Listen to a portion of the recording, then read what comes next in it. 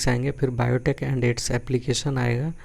Application के बाद हम आगे चलते जाएंगे। एप्लीकेशन देखो यहाँ तक हमारा बहुत कम है। उसके बाद इकोलॉजी चालू हो जाएगा।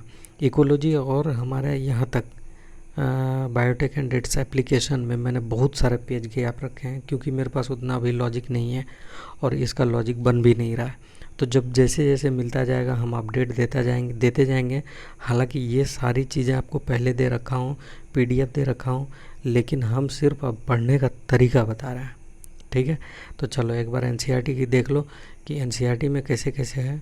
पहले हमारा माइक्रोब्स इन ह्यूमन वेलफेयर ये पढ़ा चुका हूँ, इसलिए इसका ट्रिक मैं तो कंप्लीट दे चुका हूँ। अपलोड हो रहा है वीडियो अभी, इसको हटा देता हूँ लिस्ट से। अब हमारा बायोटेक्नोलॉजी आएगा, नेक्स्ट आएगा बायोटेक्नोलॉजी एंड इट्स एप्लीकेशन, फिर उसके बाद इकोलॉजी आएगा। इकोलॉजी में पहला आपका स्टार्ट होगा इकोसिस्टम। इकोसिस्टम के बाद हमारा होगा biodiversity and conservation, and then हमारा आएगा इन्वायरमेंटल इशू। 3 चैप्टर होगा इसमें। इन्वायरमेंटल इशू का अभी मेरे पास ज़्यादा ट्रिक नहीं है दोस्त, तो जो जो आता जाएगा जैसे जैसे मैं बनाता जाऊंगा, या फिर मेरे पास पुराना है तो उसको अपडेट कर दूंगा। पढ़ने का तरीका खाली बता रहा हूँ अभी। चलो तो देखो, बायोटेक्नोलॉजी प्रिंसिपल एंड प्रोसेस में EFB एक टर्म आएगा। EFB का टर्म कहाँ मिलेगा, तो चलो देखो यहाँ पर जेनेटिक इंजीनियरिंग, देखो यहाँ पर EFB मतलब इसका फुल फॉर्म आ गया था एक बार नीट में। EFB का क्या फुल फॉर्म है, तो यहाँ से फुल फॉर्म देख लो क्या है। European federation of biotechnology has given the definition of biotechnology. तो ये आपको याद होना चाहिए, क्योंकि देखो ये एरर आ रहा है इस ऐप से। तो इस ऐप से अगर एरर आ रहा है तो फिर से इसको ओपन करना पड़ेगा मुझे। और ये लो ओपन हो गया, प्लांट ब्रीडिंग आ गया दोस्त।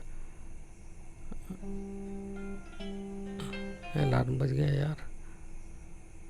हाँ ठीक है, तो इसको यहाँ से हटाता हूँ। ठीक, बराबर तो ठीक है। EFB का फुल फॉर्म हो गया यूरोपियन फेडरेशन ऑफ बायोटेक्नोलॉजी। फिर प्लाज्मिड किसको कहते हैं, ये NCERT की line, extra chromosomal double stranded circular DNA।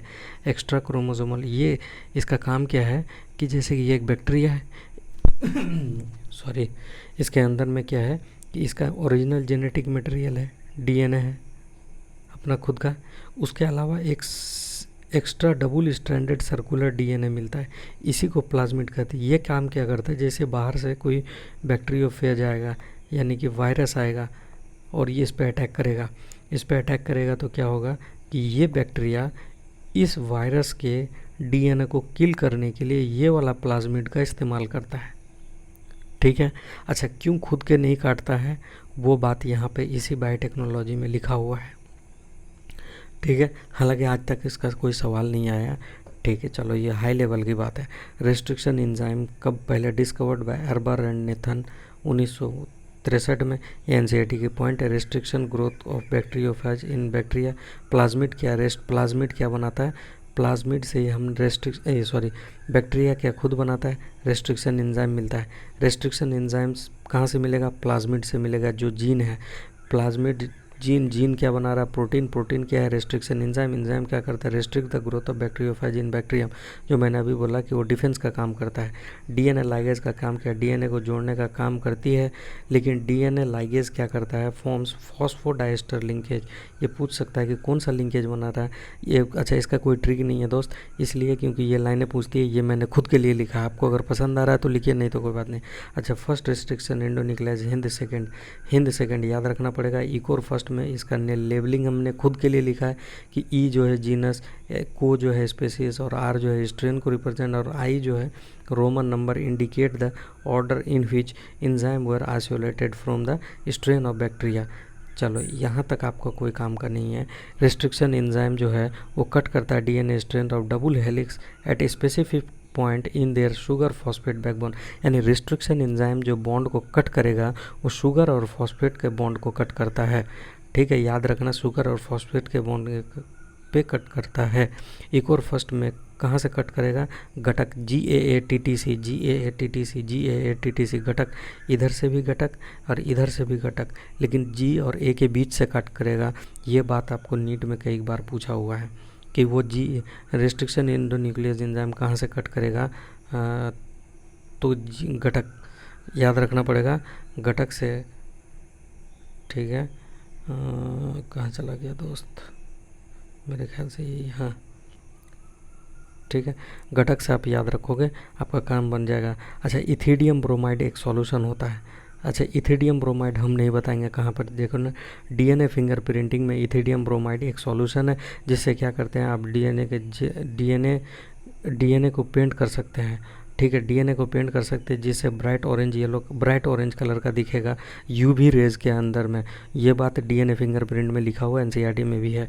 Evolution एक जो इल्यूशन मतलब चाकू से कट करना, किसको, इल्यूशन मतलब होता है हमने इसका डिफिनेशन नहीं लिखा, लेकिन तुम्हारे लिए मैंने लिख दिया आपके लिए कि इल्यूशन से क्या करते हैं कि इस डीएनए को जो निकालेंगे, अगार अगार जेल में है, इस अगार अगार जेल को कट करेंगे कैंची से, जिसमें डीएनए का कुछ सीक्वेंस मिलेगा, उसी टर्म को कहते हैं इल्यूशन।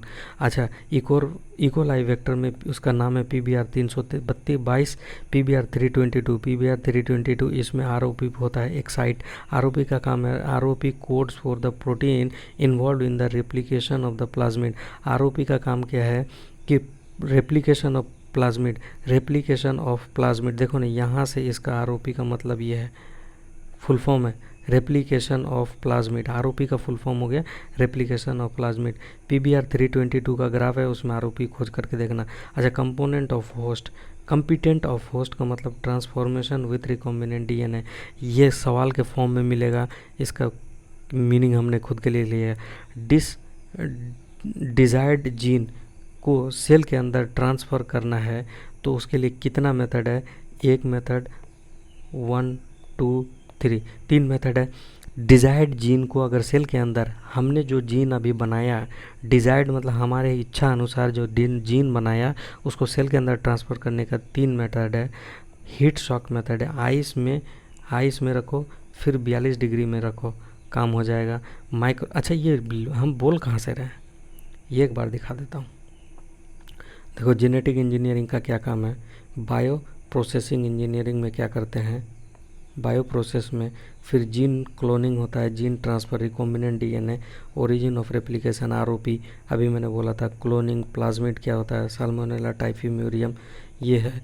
जब आप खुद पढ़ोगे बार बार, किसी टीचर का भी एक बार देख लो, खास करके गरिमा गोयल का, रेस्ट्रिक्शन एंजाइम हो गया, वेक्टर हो गया, क्लोनिंग हो गया।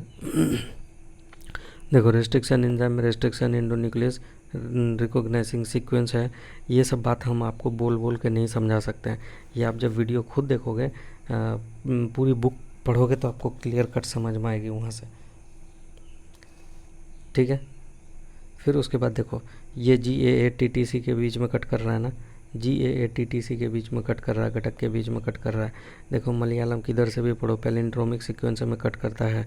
और उसके बाद देखो, हमने इल्यूशन टर्म जैसा कुछ बोला था, जेल इलेक्ट्रोफोरेसिस होगा तो यहाँ पर आप देख लो इथिडियम ब्रोमाइड। देखो, एक्सपोज्ड UV, देखो यहाँ पे बहुत छोटा सा लिखा हुआ है, हाईलाइटेड होता तो सब लोग देखता। इथिडियम ब्रोमाइड लिखा हुआ देखो, ऑरेंज कलर का, जब UV रेडिएशन में रखेंगे तब ऐसा दिखेगा। उसके बाद देखो, इल्यूशन भी यहीं पे होगा, इल्यूशन नाम का एक कॉन्सेप्ट भी यहीं पे होगा। कहाँ पे मिलेगा देखना यार, यहीं पे मिलेगा कहीं, देखना मेरा काम लेट हो जाता है। अच्छा, क्लोनिंग ऑफ वेक्टर में आ गया। हम क्या देखो, ओरिजिन ऑफ रेप्लिकेशन ORI, देखो इसमें मैंने ROP दिखाया था, या ये वाले, ठीक है।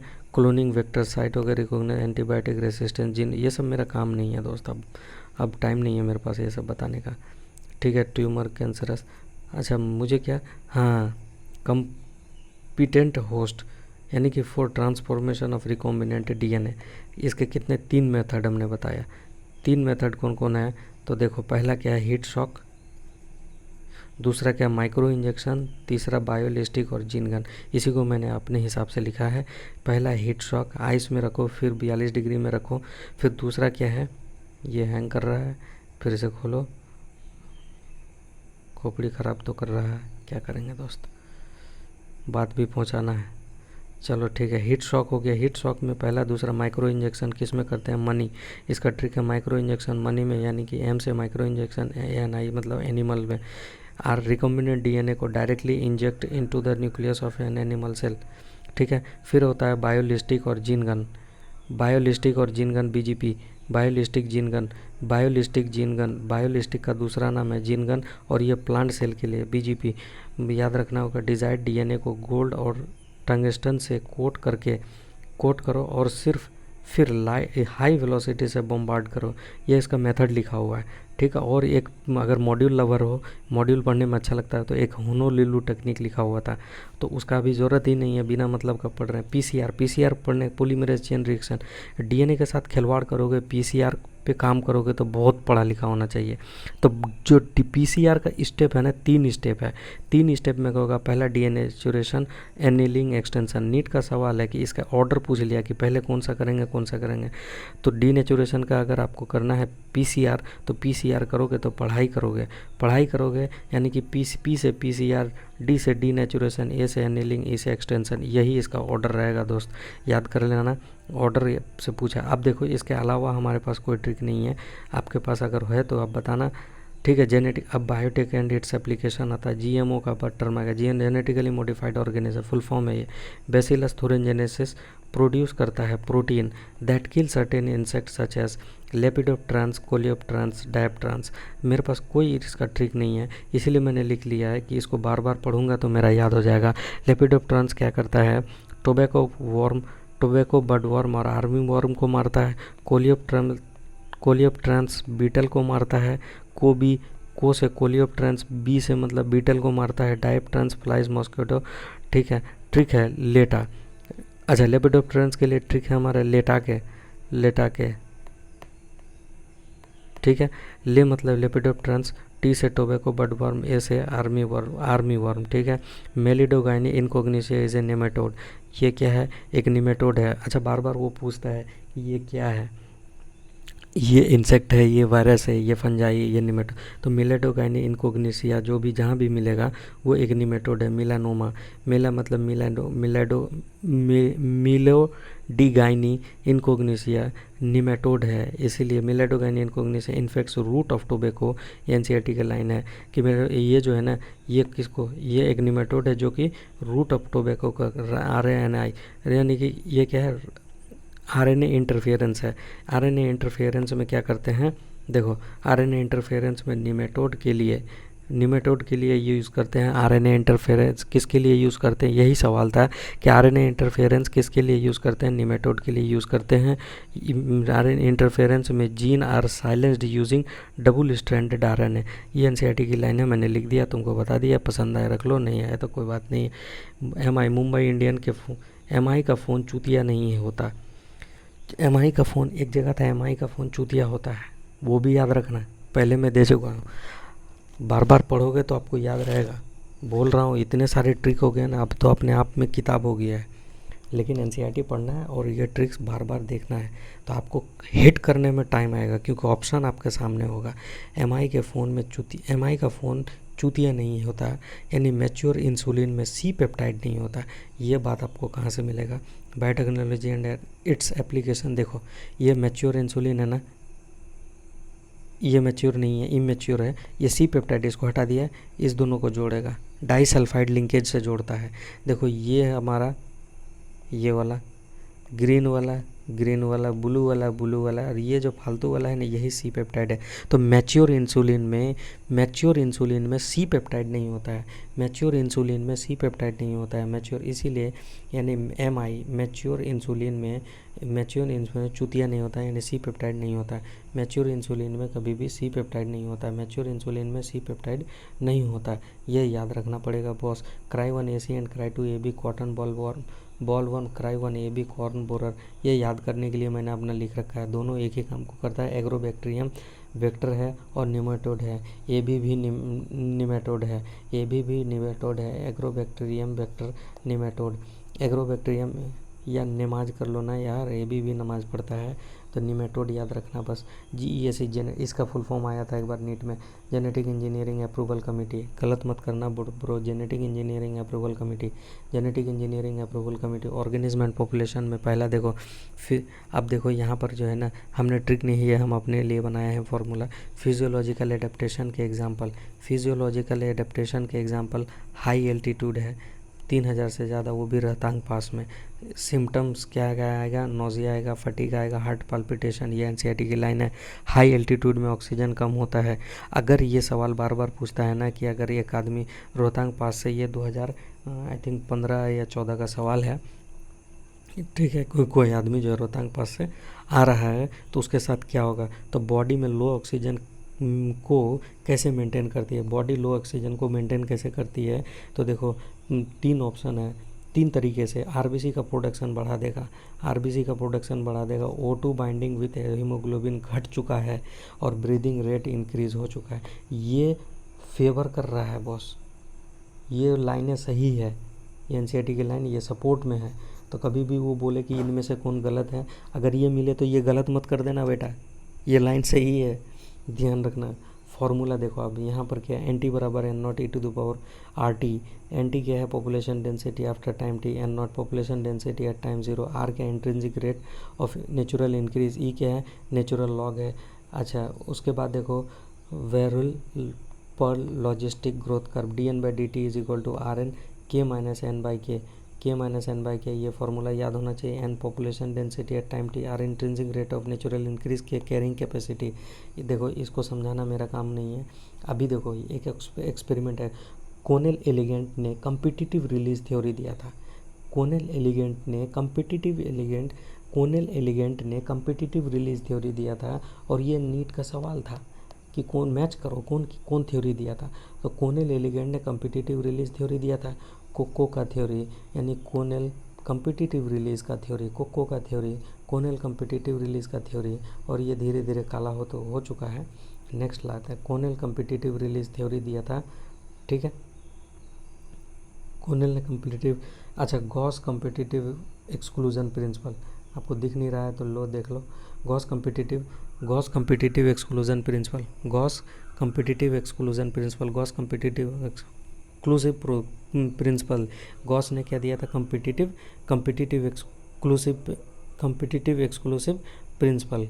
तो गॉसिप मतलब बात करना, गॉसिप उसका स्पेलिंग अलग होता है, पर प्रोनाउंसिएशन क्या होता है? गॉसिप होता है, GAU, गॉस है, गॉस में गायब करो, यानी कि कम्पिटिटिव एक्सक्लूजन प्रिंसिपल। गायब करो मतलब, देखो आप पढ़ के समझाता हूँ। गॉसिप, इसको बार बार आप रीड करोगे समझ में आएगा। 2 closely related species competing for the same. अगर 2 क्लोजली रिलेटेड स्पीसीज है और सेम चीज़ के लिए, सेम रिसोर्स के लिए लड़ रहा है, तो दोनों रिसोर्स कैन नॉट को एग्जिस्ट, दोनों साथ नहीं रह सकता है, क्योंकि क्लोजली रिलेशन है। जैसे कि हम और तुम एक ही चीज़ के लिए लड़ रहे हैं, नीट के लिए, अगर हमको मिल गया तो हम तुमको नहीं ले जा सकते, हम तुमको उल्टे हटा करके आगे जाना चाहते हैं। बस यही समझो कि गॉस का काम था कि एक मयान में, जिसमें तलवार रखते हैं ना, उसको मयान बोलते हैं, तो एक मयान में 2 तलवार नहीं रख सकता, यानी कि एक मयान में 2 तलवार नहीं रख सकता, गॉस ने बोला था। गॉस ने क्या बोला था? दूसरे को गायब कर दो, indefinitely and completely. Competitively inferior one will be eliminated eventually. मतलब कहा था कि जो है ना, जो इन्फीरियर होगा, जो कमज़ोर होगा, उसको निकाल के फेंक दोगे तुम। जैसे अगर तुम नीट दे रहे हो तो तुम किसी को निकाल के फेंक रहे हो, तभी तो तुम वहाँ जा रहे हो, ठीक है। तो ये गॉस का काम था, गॉसिप से याद करोगे। फिर रिसोर्स पार्टीशनिंग बाय मैक अर्थर ने रिसोर्स का पार्टीशन किया था कि अगर मान लो कि तुम भी नीट दे रहे हो, हम भी नीट दे रहे हैं, तुम भी नीट दे रहे हो, हम भी नीट दे रहे हैं, तो उसने बोला कि दोनों को ना अलग अलग कर दो। क्या करो, एक को पीजी में भिड़ा दो, ये भी नीट देगा, ये नीट यूजी में एमबीबीएस के लिए भिड़ा दो, और दूसरा को भी एनटीए का ही एग्ज़ाम दिलवा दो, जेई मेन का दिलवा दो, यानी कि रिसोर्स का पार्टीशन कर दो। Resource partitioning by theory MacArthur है। आरपीएम ट्रिक है, रिसोर्स पी से पार्टीशनिंग और एम से हो गया मार्क अर्थर, आरपीएम याद रह जाएगा। नेक्स्ट आता है हमारा फिगर 13.1 में खोलना, और उसको पढ़ना कैसे है? ऐसे पढ़ना है, क्लॉकवाइज रीडिंग, एंटी क्लॉकवाइज, ये हमने लिख ही दिया, ट्रिक में ही लिख दिया, रीडिंग करो एंटी क्लॉकवाइज में, और हम इसी साथ में हम दिखा देते हैं। ये वाला फिगर 13.1 में देखो, कहाँ से पढ़ोगे? इसको पढ़ते हुए ऐसे जाओगे, यहाँ से पढ़ते हुए ऐसे जाओगे, एंटी क्लॉकवाइज में हमारा ट्रिक आ जाएगा। तो देखो कैसे कैसे ट्रिक है।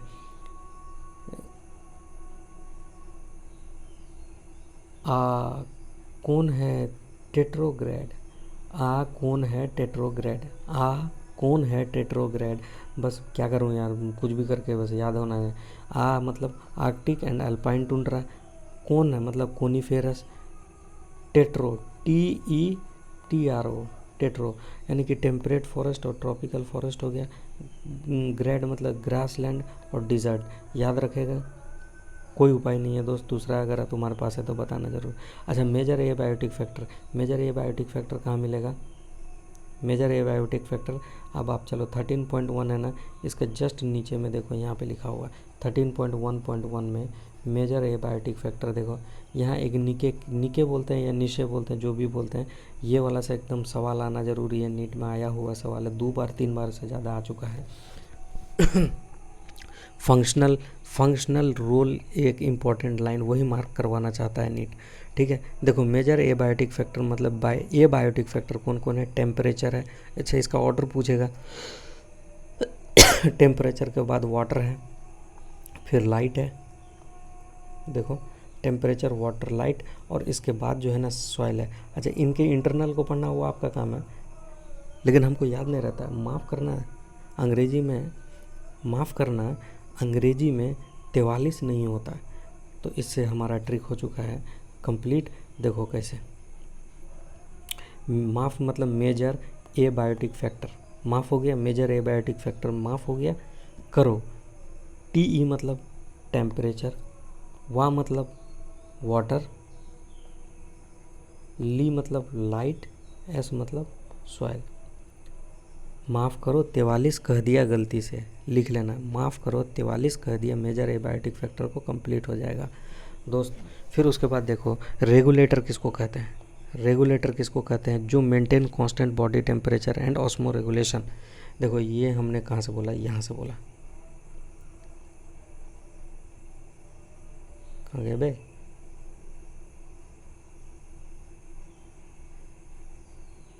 अच्छा यहाँ मिलेगा ना, यहाँ से देखो रिस्पॉन्सिव एबायोटिक। अच्छा, ये यहाँ से हमने लिया। रेगुलेटर उसको कहते हैं जो कांस्टेंट बॉडी को मेंटेन करे, पार्शियल रेगुलेटर की बढ़ता गया लेकिन उसके बाद कांस्टेंट मेंटेन कर लिया। कन्फर्मर कभी टेम्परेचर को मेंटेन नहीं कर पाएगा। इसी पर ट्रिक है हमारा, देखो क्या है, maintain toss regularly. Maintain toss regularly मतलब मेंटेन मतलब मेंटेन करेगा किसको, टेम्परेचर को, ऑस्मो रेगुलेशन को। रेगुलर मतलब रेगुलेटर है, रेगुलेटर जो होगा टेम्परेचर को मेंटेन करेगा। रेगुलेटर जो होगा रेगुलेटर रेगुलरली टेम्परेचर को मेंटेन करेगा। साला इतना बार एरर आ रहा है, क्या बोलें दोस्त। दूसरा ऐप पे जाता हूँ तो इतना आसानी से हो भी नहीं पाता। ठीक है, अब देखो नेक्स्ट है कन्फर्मर। कन्फर्मर क्या हुआ था, कन्फर्मर can not maintain toss, temperature और ऑस्मो रेगुलेशन को कभी मेंटेन नहीं कर पाता है। ठीक है, वो ऐसे ऑस्मो रेगुलेशन, ठीक है, टेम्परेचर और ऑस्मो रेगुलेशन कभी कन्फर्मर या ये मेंटेन नहीं कर पाता है। फिर उसके बाद आता है 2 हो गया। अच्छा, पार्शियल रेगुलर, पार्शियल माना आधा। अच्छा, एस्टिवेशन, एस्टिवेशन एक टर्म मिलेगा, हाइबरनेशन एक टर्म मिलेगा, जू प्लैंकटन एक डायापॉज कंडीशन ये मिलता है।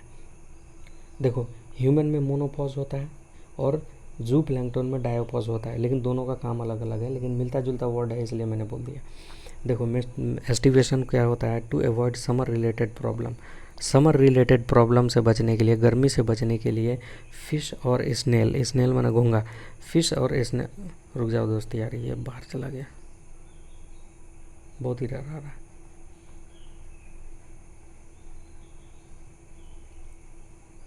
ठीक है, देखो फ़िश और स्नेल क्या कर रहा है, to avoid summer related problem, fish और स्नेल क्या कर रहा है, एस्टिवेशन कर रहा है, एस्टिवेशन कर रहा है।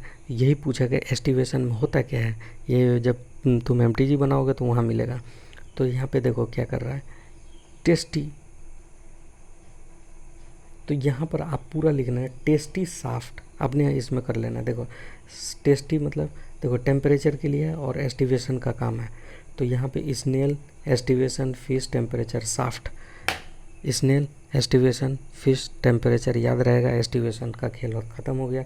हाइबरनेशन में होमवर्क करना क्योंकि विंटर स्लीप होता है, बियर भालू जो है ना विंटर स्लीप कर लेता है। एच डब्ल्यू कर होमवर्क कर लिया भालू, याद करोगे होमवर्क कर लिया भालू जाड़े में, ठीक है, विंटर स्लीप कहते हैं। जू प्लैंकटन यानी कि क्या है, जोड़ी है, ZODI जोड़ी, जोड़ी हो गया। जू प्लैंकटन डायपोज स्टेज में चला जाता है, ठीक है। एडेप्टेशन किसको कहते हैं, एडेप्टेशन कहाँ मिलेगा, आ जाओ, एडेप्टेशन यहाँ पे मिलेगा। एडेप्टेशन का मतलब क्या होगा, जैसे तुम जहाँ पे हो वहाँ एडेप्ट कर गए, वहाँ रहने लगे, उसको एडेप्टेशन कहेंगे, सिंपल बात में। देखिए एडेप्टेशन, अब एडेप्टेशन में क्या क्या होगा उसको मैं, अच्छा एडेप्टेशन कितने तरह का, देखो फिजियोलॉजिकल, मॉर्फोलॉजिकल और उसके बाद बिहेवियरल होगा, बिहेवियरल है यहाँ पे लिखा हुआ है। तो देखो मेरा ट्रिक क्या है उसमें, देखो एडेप्टेशन हो गया, NCERT की line, adaptation is any attribute of the organism, morphological, physiological, behavioural, morphological, physiological, behavioural. हम बोल रहे हैं, आप वही बात सुनो, यहाँ एरर बहुत आ रहा है दोस्त। अच्छा वैसे भी अब ख़त्म हो गया टॉपिक, ठीक है। उसके मॉर्फोलॉजिकल, फिजियोलॉजिकल, ठीक है। एडेप्टेशन का ट्रिक क्या होगा, एडेप्टेशन इन बिहार मिलिट्री पुलिस, एडेप्टेशन इन बिहार मिलिट्री, वो लोग को जहाँ जहाँ जाना होता है वो बहुत जल्दी एडेप्ट कर जाता है। B से हो गया बिहेवियरल, M से हो गया मॉर्फोलॉजिकल और P से हो गया फिजियोलॉजिकल, फिजिकल नहीं बेटा, फिजियोलॉजिकल। उसके बाद हमारा क्या है, इकोसिस्टम टर्म आएगा, यार इसको अभी यहीं रहने देते हैं, फिर नेक्स्ट वीडियो देंगे इकोसिस्टम के लिए।